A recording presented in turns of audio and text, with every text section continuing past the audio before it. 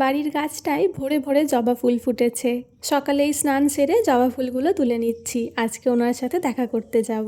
আচ্ছা, কার সাথে দেখা করতে যাব তোমরা কি বলতে পারবে? থাক থাক, আমিই বলছি।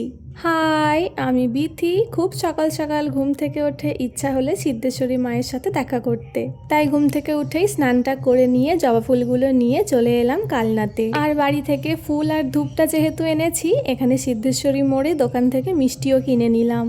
মাঝে মধ্যেই আমরা এমন করি, বাড়িতে এত ফুল ফোটে তখন কি আর ফুল কিনতে ইচ্ছা করে বলো?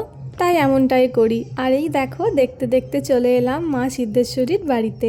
এসো তো দেখছি শনিবারের সকাল যেহেতু অনেক লম্বা লাইন পড়েছে, তাই লাইনে দাঁড়িয়েই ডালাটা সাজিয়ে নিলাম। মনে আছে আগে একদিন বলেছিলাম মা সিদ্ধেশ্বরী হয়তো ডাকছে না তাই যাওয়া হচ্ছে না।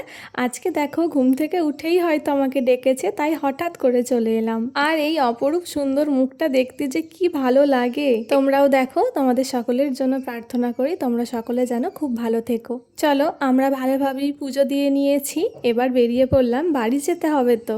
সিদ্ধেশ্বরী মোড় থেকেই টোটো ধরে চলে এসেছি স্টেশনে। স্টেশনের কাছে এসে দেখছি ট্রেন একটু দেরি আছে, তাই লস্যি খেয়ে নিলাম। যা গরমটা দিয়েছে আকাশ দেখেই তো বুঝতে পারছো, তাই নিজেকে একটু ঠান্ডা করে নিলাম। আর এখন তো খুব খিদেও পেয়েছে, বাড়ি গিয়েই কিছু একটা খেতে হবে। চলো এখন তাহলে বাড়ি যাই, ভিডিওটা এখানেই শেষ করছি। তোমরা সকলে খুব ভালো থেকো।